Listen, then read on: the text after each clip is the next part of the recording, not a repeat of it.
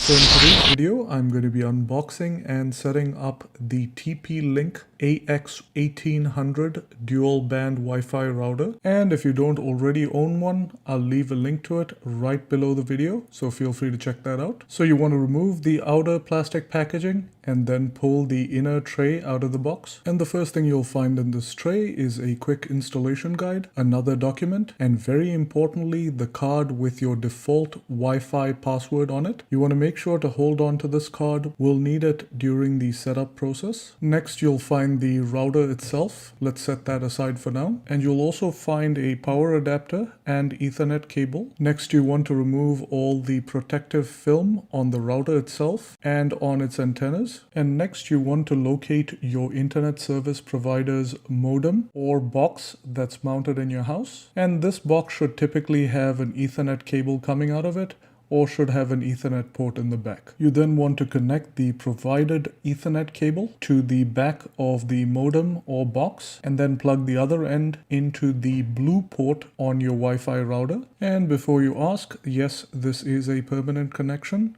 The modem will remain connected to the router even after the setup process. Next, we'll plug the power adapter into the back of the Wi-Fi router and then make sure the power button on the back is pressed in. You then want to make sure your modem or box is powered on and connected to the internet. Then plug the router's power adapter into a wall outlet. The Wi-Fi router then boots up and the lights in the front begin to blink and eventually turn solid. Once the process is complete, all 4 LEDs on the left will turn solid green. And this is all the setup that you need to do on the router itself. The rest of the setup has to be done on a computer or mobile device. In this video, I'm going to be setting it up using a Windows computer and a web browser, but you can use a web browser from almost any device, including a Mac or a mobile device, and the procedure is pretty much identical. The first step in the process is to connect this device to the new Wi-Fi router's Wi-Fi network. Now, the names of the networks and the password to be used are what you would find on that card that I had shown you earlier. And in my case, that is TP-Link 1314, and I'm going to connect to the 5 GHz version of that network. You can connect to either one of those networks. It'll work just fine. Click connect and enter the password that was on that card,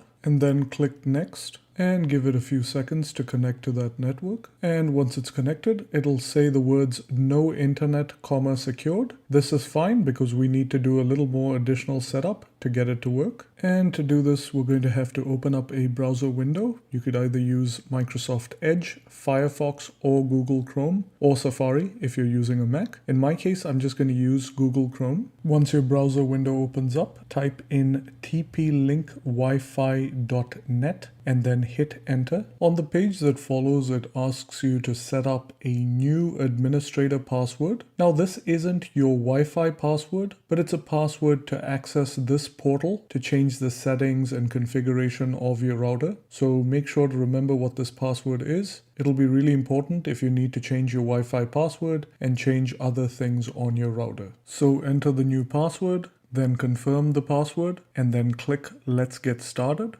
On the next page, it asks you to select your time zone. So select your time zone and then click next. On the screen that follows, it asks you to select your connection type.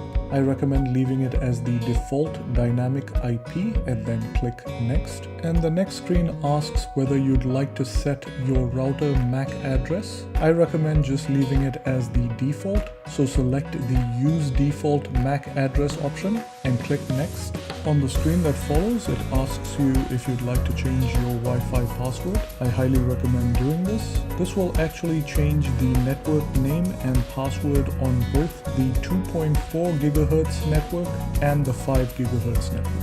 So go ahead and do that and click next. And then it asks you whether you'd like to turn on auto updates for the firmware on the router. Now, this choice is entirely up to you, but I'm not going to do that. I'm going to click not now and then click next. And on the screen that follows, it lets you know that you've successfully completed the setup of your router. However, there's one more critical step to complete. You want to jump back into your device's Wi-Fi settings and connect to the new network that we just created. In my case, that is Vortex. Now, the unusual thing that you'll notice is that the two separate networks, that is the 2.4 gigahertz network and the 5 gigahertz network, are no longer visible. There's just one network, and that's because this router has something called Smart Connect, and this combines both those networks and makes them visible as one network. And so you don't really need to choose which network you want. The router kind of chooses for you, which is kind of a cool feature. So enter your new password